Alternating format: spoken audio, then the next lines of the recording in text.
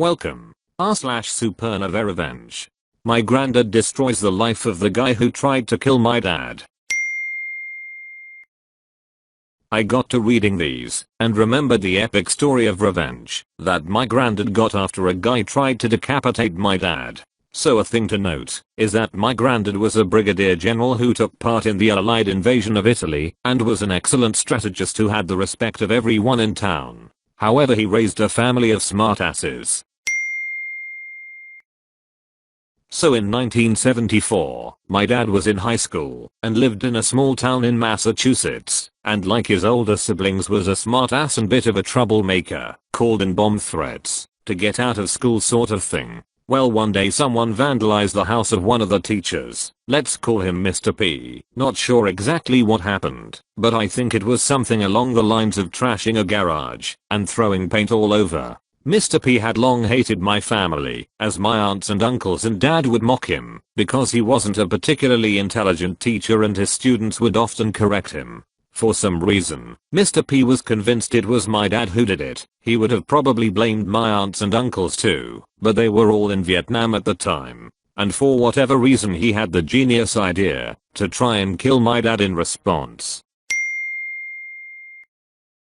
My dad has always been an avid motorcyclist, and at the time he would frequently give girls rides right past Mr. P's house, and he liked to go fast. One night after a school function, a dance I think, my dad was giving a girl a ride home, and her place was 2 or 3 houses down from Mr. P. He dropped her off, and was starting to speed off home, when he noticed a metal wire strung across the street between 2 poles right at neck height for anyone riding a motorcycle. It was pretty obvious that this trap was meant for him, and had my dad been speeding down that street like normal, it likely would have decapitated him. Needless to say, my dad was both freaked out and pissed. He rushed home to get my granddad and show him the wire. My granddad was normally a calm and collected man who had seen a lot and had a military stoicism, but upon seeing the trap laid out to kill his son, my dad said he was more furious than he had ever been in his life. They went to all the houses in the area and got everyone's attention and demanded to know who set the trap.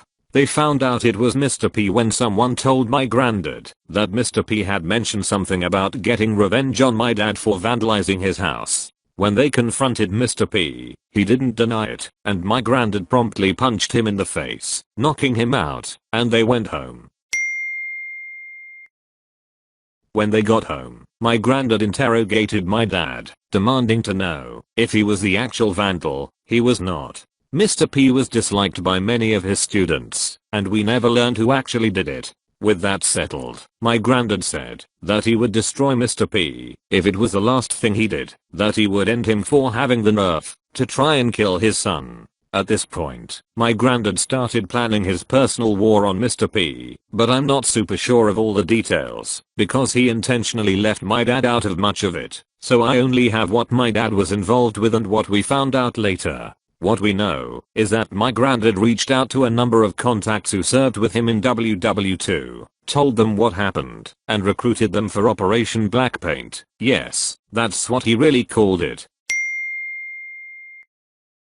First, in the summer of 1974, they broke into his house and sabotaged the plumbing, causing a toilet on the 2nd floor to flood shit water all over, and the local plumber, who was in on the operation, while fixing the pipe, did something that caused the hot water tank to explode a few days later, further wrecking Mr. P's house. This apparently happened during a rough time in Mr. P's marriage, and these stresses apparently pushed it over the edge, and they got divorced, and while he doesn't have proof, my dad believes this was part of the plan. Later that year, just as school was starting, my granddad had someone remove the lug nuts from Mr. P's car, which predictably caused him to get into an accident. Mr. P was uninjured, but his car was wrecked. He was still broke from having to do the repairs caused by the plumbing incidents. Without a car, he frequently struggled to get to and from the school, and my dad would laugh at him driving by on his motorcycle while Mr. P walked to work.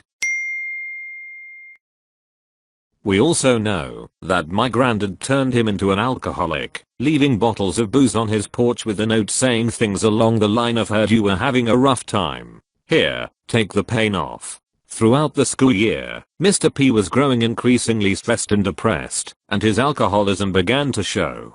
In about March of 1975, my granddad gave my dad a bottle of scotch and told him to put it in Mr. P's desk at the school on the promise my dad would get a bottle for himself. He did, and that evening the principal got a call saying that Mr. P had been seen drinking on the job. Mr. P was fired after they found a half-empty bottle of scotch in his desk. Jobless, carless, recently divorced, depressed and alcoholic, Mr. P decided to try and sell his home and start over somewhere else. My granddad also made this hell, as he had several people look at the house and had them sabotage it further while there, such as pouring glue into the kitchen sink and locking up the garbage disposal, salting the yard, and causing various small bits of damage to the property while complaining at the poor state of the place. Eventually Mr. P gave up selling it and just walked away with only the clothes on his back. My family sort of lost track of Mr. P for a few years before finding out he was a homeless wretch on the streets of Boston and was still a raging alcoholic. In February of 1978, with a historic snowstorm bearing down on them, my granddad found Mr. P under a bridge where he confronted him, told him that he was the one who had destroyed his life and why.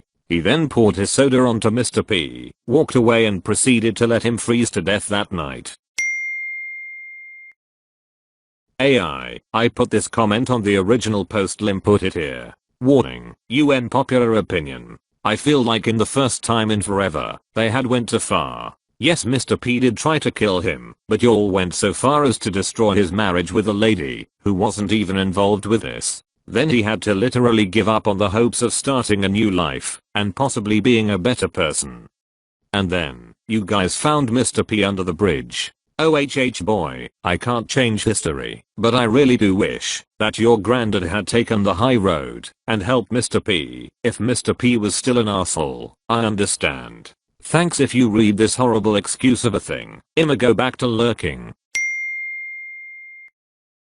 Mr. P Wold blamed your aunts and uncles, but they were all conveniently in Vietnam. Even the aunts apparently. The line was just strung out there for anyone to drive into. Even another motorcyclist. Your granddad managed to get war buddies from all around the country from 30 years ago in on this plot. Your granddad somehow found out he was a homeless person and then walked underneath every bridge in Boston until he found him. This timeline doesn't make sense either. It takes roughly 30 years of soldiering to make BG, but we'll say it took him 25 since the war. So assuming he got promoted to BG in 1942, he joined the army in 1917 after 4 years of school. If he joined the army at 22, then he was born in 1895, which means he was a 80-year-old man walking around Boston in a snowstorm looking for a single homeless person. No man. This story isn't true. Stop.